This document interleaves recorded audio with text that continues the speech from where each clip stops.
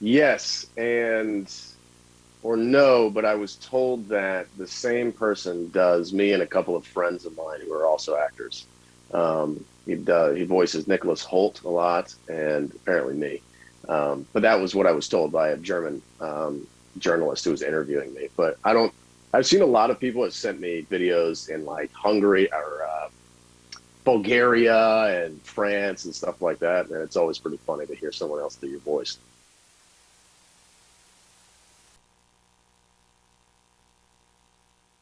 So, in Son of the South, I play Bob Zellner, who the story, his perspective is what the story is about. And Bob grew up in uh, rural Alabama, and his grandfather was in the Ku Klux Klan, kind of the opposite of his later trajectory in life. And he ends up, sort of, he just doesn't understand why. He's curious about race relations, so he does a paper on it in his class, and then everyone gets really mad. All he did was go to a African American church, and the cops come after the boys. They get in trouble, and then it just pushes him further down the course of where his curiosity leads, which is why is this such a big deal? And then he witnesses the Montgomery bus boycott riot, and that was what kind of changed his mind on where he stood on the whole issue, which wasn't on one side or the other. It was right in the middle and or ambivalent about it. Now he felt the need to educate himself and help, but yeah, without ruining too much of what happens in the movie, he definitely goes uh, the direction of the civil rights movement. I think it was because I have a lot of family members who talk like Bob, remind me of Bob, and I grew up in Georgia, so we're only a state away from Alabama, and there was something familiar about it in that way, and it was obviously something important. And I was on I was on MacGyver, and MacGyver's a very different thing. It's almost cranking out work like a machine, as opposed to working on something where you actually get to perform and do something that you really like. And so yeah, those things came about at the same time. And then Barry Alexander Brown, who directed it and wrote it and edited it, he's just he's a powerhouse, which is funny to call him that because he's actually like one of the sweetest people I know. But he's a really fun guy to work with. So I met with him on a Zoom call or Skype call, and then I got the part then. But it was a great script, and it was not only not only powerful in all the ways you might expect, but it was a lot of the stuff in between was really funny, and I liked that too.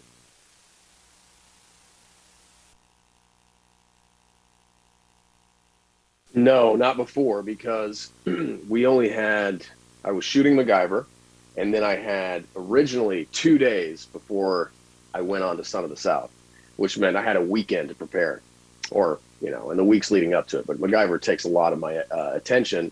So, but then we ended up pushing, so I had another 2 weeks to prepare. But really, all I did was make sure I knew all my lines backwards and forwards. I didn't read the book until after I finished the movie, and it's an incredible book.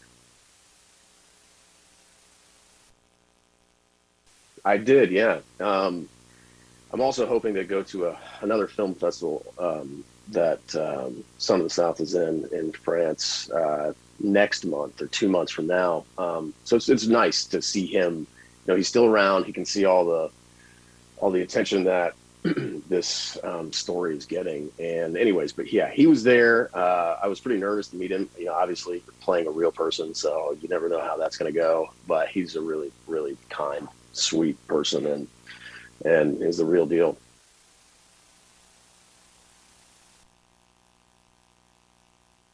Yeah, well, I did in as much as I watched. Barry sent me a lot of video of Bob when he was younger, and then I looked up a lot of videos of Bob now, and between that and the script, that was the research that I did.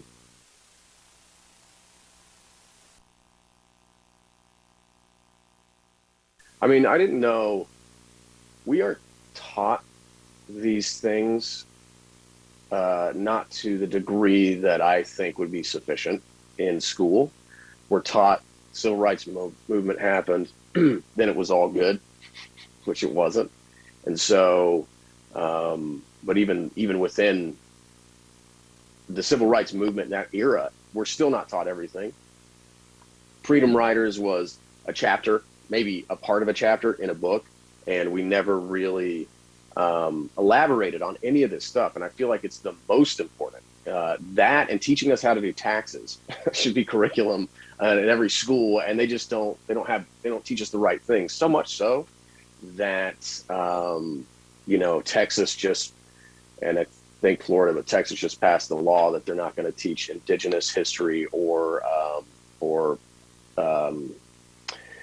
critical race theory in schools. And so and I can't believe it's still going on, but no surprise, I guess. Anyways, I forgot what the original question was.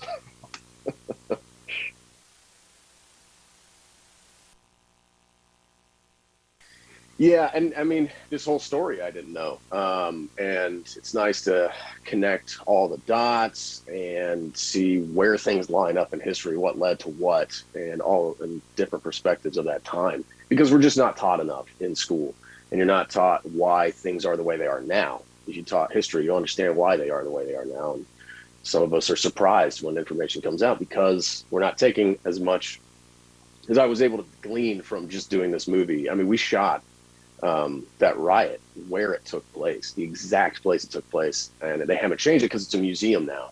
So it was pretty powerful. I mean, I don't like to overuse that word, but I really mean that. And yeah, it took a lot. It definitely changed my whole perspective on a lot of things just doing this film.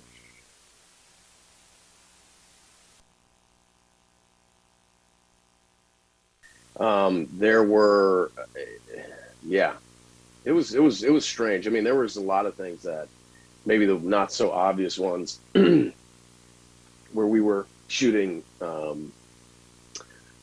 in Tuskegee University. So it's a historically black university, and we were shooting a Klan rally and another scene where I'm graduating, and the guy, calls me a word. That was the stuff that affected me the most because it was just, it made me really uncomfortable just to be a part of it at that point. But obviously, it's important to do. And yeah, the riot scenes were insane because, as I said before, they were happening right where they happened, right where we shot them. Some stuff even got cut out. That was actually maybe a little too brutal, but did happen. Yeah.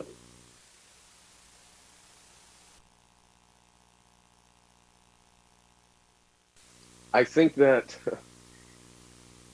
this kind of thing is happening all over I mean, after George Floyd was caught on camera being murdered, um, I believe that the rest of the world also had similar protests going on. I had friends in Australia who were going to marches. And so I just think that it's something that, I mean, no matter what country you're in, you're going to have either an indigenous group where colonization affected them and they have probably got the short end of the stick, or you're dealing with countries that have been around for a while and are established, but now are having refugees come to your country now, and then they're going to get probably the short end of the stick if we don't learn how to be better about how we approach issues with this and just educate ourselves, because sometimes you think, well, I was born here, I'm an American, what do I need? But it's like, my ancestors weren't. They came over from another country and took this land from someone else, and it doesn't mean that it doesn't, just the fact, that thought alone, most people don't think that way. And I think it's just important for everyone to obviously, I mean, this movie is about voting rights and racism in general, and people being murdered, police brutality, and those things haven't changed. They're still going on to this day. So I think it is important to make movies like this, but also to make them entertaining in a way that maybe makes people drop their guard and watch it and not necessarily know that they're getting a lesson or information taught to them.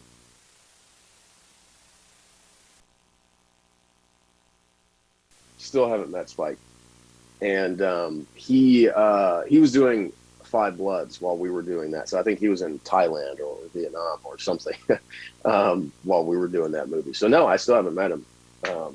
Look forward to it though.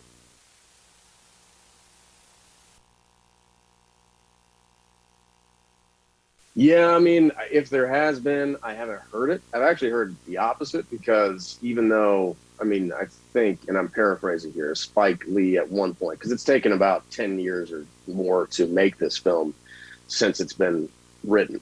And because the book has been out for 20 years or 10 years, something like that. Anyways, and I'm paraphrasing, but I think Spike at one point said he was interested in the film because it's not a white savior story. Because Bob doesn't, it's about him coming and learning and watching this from his perspective, an outsider's perspective, and seeing what it means to him to be pulled into it. So so yeah, I don't know if there was any backlash. I haven't heard about it, but I'm sure everybody has a problem with something. So I'm sure.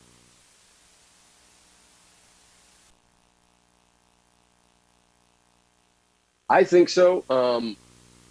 It's not my place to say who it's for, who it isn't. But at the same time, I think that you know people of color in our country are fully aware of the situation, and I think there's another group of people, maybe ones who look like me, who need to be educated or whatever. So if that movie speaks to them, great, mission accomplished.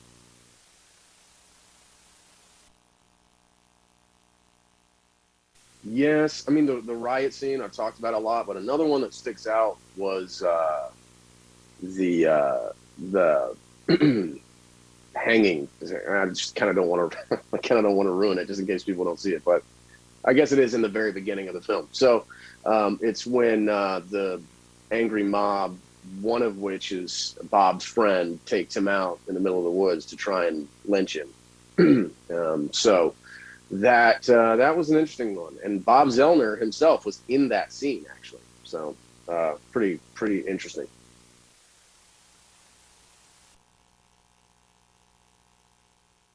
God, that's when you said that, I almost feel like there was, but you know, Jake Abel, the guy who plays Doc, is funny, and it's not a funny scene, but I do remember him doing something, uh, because he has to grab me. I also don't like talking about it because it kind of like ruins this whole storytelling.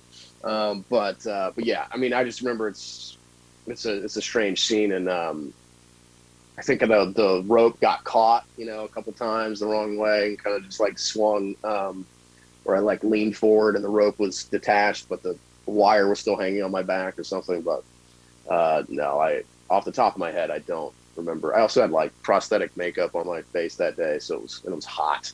It was miserable.